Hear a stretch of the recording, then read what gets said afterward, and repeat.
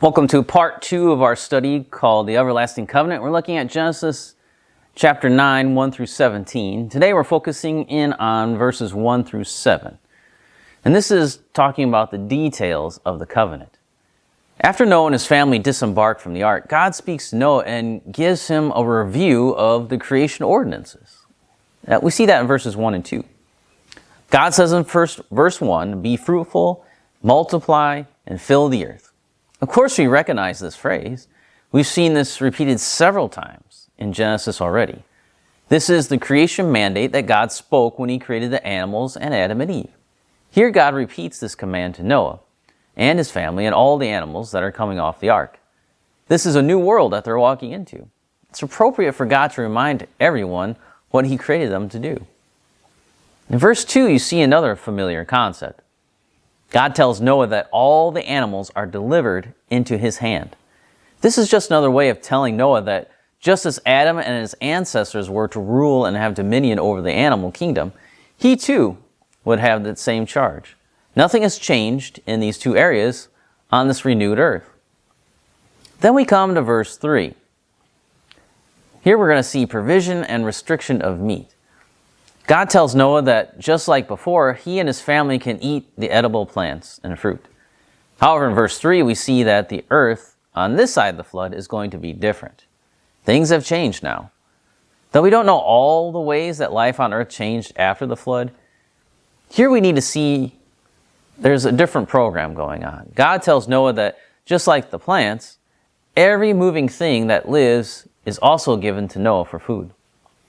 However, God does restrict. He does restrict the eating of meat.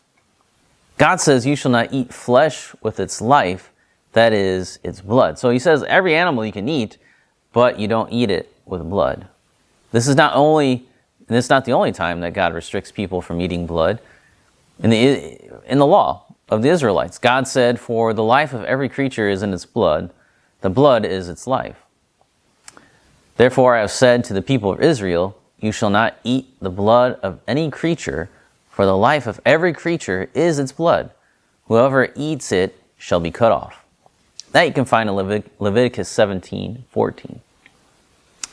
So, I find it interesting that if you go to the Jerusalem Council in Acts chapter 15, when writing to the new Gentile followers of Christ, the council went back to Genesis chapter 1 through 9, and they go back to the beginning of the Bible. Because what does the council say? Stay away from idol worship and its corruption. In other words, worship the God of creation. They say, be sexually moral. Follow the pattern spelled out by God in Genesis chapter 2. And then finally, don't eat strangled meat or blood, which is right here in Genesis chapter 9. They skip over Moses, and they go past Abraham, go all the way back to the time of Noah, and all the way back to Adam. There's the unity of God's people right there. Think about it. They go all the way back. They don't just stop, the Jewish council doesn't just stop at Moses, which you think they would. I mean, they're Jews. That's where you think they would go to. But they go beyond that and say, no, the Gentiles should follow these things that happened before our nation really existed. Now let's look at verses 5 through 7. Okay, and here we see the sanctity of life. God declares that if either man or beast takes the life of a human, there is a reckoning that must take place. Their life is forfeit. Why? Because humans have the image of God. This is why we know that the image of God did not end with Adam and his sin, but it was passed on, though it was marred by our depravity.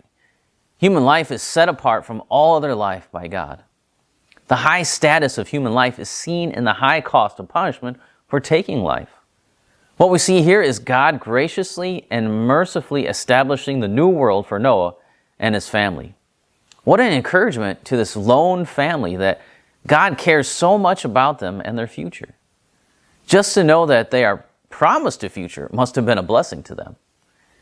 And so we see here this establishing of this covenant with Noah and going all the way back to creation and bringing those ordinances back into really the new world that exists now, reminding them to do this.